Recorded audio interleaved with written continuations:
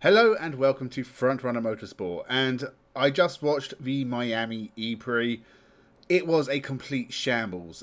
Honestly, this was the worst Formula E race I've seen since Valencia, when everyone mixed up their energy readings and somehow most of them didn't make it to the end. This was just as bad. This was a pretty messy race, especially to end with. I think this race encapsulated every single problem Formula E has. And as a fan of Formula E, I do enjoy watching Formula E. It's very frustrating that these issues are never fixed, because they have been an issue for multiple seasons. Firstly, the first half of this race, nothing really happened. It was the usual energy saving techniques of following each other, switching places, trying not to be first, being well off the pace. If the first half of your race is completely pointless because nobody wants to race, it's not really a race at that point. And they've never found a solution for this. Second half of this race, it did start to sort of get a bit spicier. We started to see some action, some overtakes, some battles. We were seeing like 3 into 1, 4 into 1. It was getting pretty good. But then we had the crash with Jake Hughes, Mitch Evans, and someone else who I have completely forgotten. Possibly Maxi Gunter. And that brought out a red flag, which is normal, that's fine. But some people had used all of their attack modes, some people had used their big attack modes, but there were people who still had a big attack mode left, like 6 minutes. And that meant there was not enough time after the red flag to use it. So these drivers did nothing wrong. They were just doing their own strategy. They wanted to use their big attack mode late in the race. And they were essentially penalised for holding on to it till the last possible moments because of a red flag, which they had no control over. They are being penalised completely unfairly. And we've had a result where the winner, the drivers in 3rd, 4th and 5th and a few others have all been dropped down the field with penalties, meaning Pascal Wehrlein, who finished 2nd, wins the race. Lucas di Grassi, who finished, I think, 5th, in the actual race, he climbed to 2nd. Antonio Felix da Costa was 6th or 7th. He's 3rd. That's your podium. 1st, 5th and 6th, possibly. You've got a completely mixed up result. You've got Nico Muller in 4th. Dan Ticktum in 7th. Zane Maloney in 10th. And they weren't in the points. It's just because others hadn't been able to use their attack mode, they got put ahead of those that were demoted. This was absolutely ridiculous, and I have said multiple times, attack mode does nothing for Formula E. They should get rid of it. I can't stand it. People have made arguments that they like it.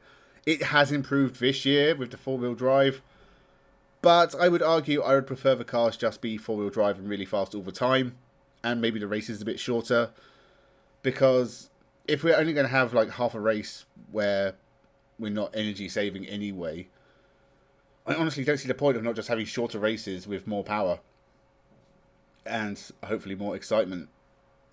Attack mode for me is just a thing for teams to keep track of with energy and strategies, everything else. And I don't understand why there isn't more of a backlash against it. I haven't seen many other people say, hey, attack mode's actually pretty bad, we should get rid of it. It seems to just be me most of the time. And I feel bad for moaning about it, but I do feel like attack mode has robbed us of really good races multiple times, and yet every time I say we should get rid of it, someone says, I like it. Good for you. I can't stand it. It's the most irritating gimmick in motorsport at the moment, other than maybe DRS, which I don't think has ever really aided racing at all, and it seems to be something else we're stuck with.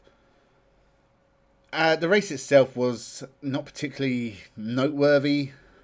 We had Norman Nato on pole, which was, he hasn't scored any points up till now, and he crossed the line first, but was demoted to 6th.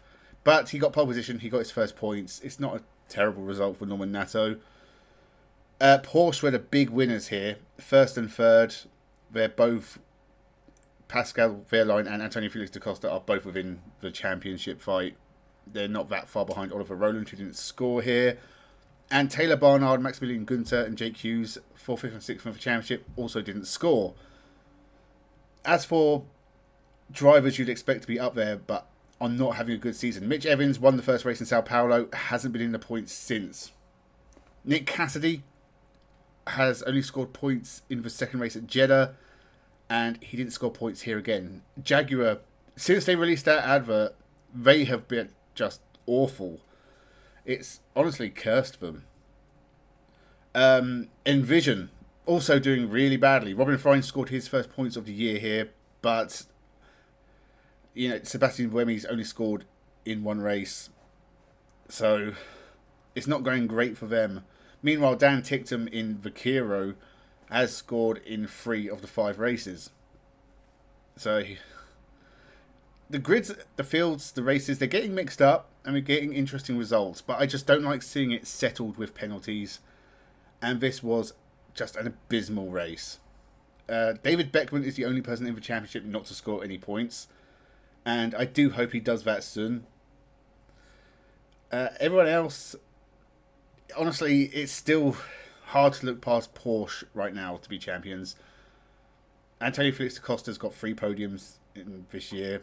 Pascal Wehrlein has a win and a podium. Only Oliver Rowland's ahead of him. But it's Porsche who at every race look the strongest. They had a hard time in Jeddah, but if it wasn't for that, they would be the team to beat. In fact, they are the team to beat. But we still got plenty of races. We've got Monaco up next, Tokyo, Shanghai, Jakarta, Berlin and London. We are not even close to being halfway through this year, about a third of the way through the year for Formula E. Still plenty of time for things to get mixed up even more. It's still impossible to pick a champion out of this lot, but I don't want to see races decided like this. This was bad. And I really hope Formula E look at the rules and the way they go about races. And they should make some changes. I think this should be an eye-opener and say, right, attack mode doesn't work. This energy saving is bad for racing. Let's fix these things. But I doubt it, at least for this year. But Formula E will be back in May, I think. So we've got a few weeks. I wasn't planning on talking about it today. It was only because this race just really annoyed me. Formula 1 qualifying. I felt the commentators were really harsh on Tsunoda, saying, I don't think the Tsunoda experiment is working. He did okay. He got into Q3. Okay, I think he must have messed up his lap, but he got into Q3. He wasn't that far behind Lewis Hamilton and even Max Verstappen, really. So, Tsunoda doing a good job, I think. But Piastri, brilliant lap to get on pole. Leclerc's up there again. George Russell looks quick. Andrea Kimi Antonelli looks really quick. I'm really impressed by him. It's interesting to see Sainz and Gasly both get really decent laps in. It's going to be an interesting Grand Prix, I hope. I've said that before and been disappointed. Japan was a disappointment. It was pretty tedious.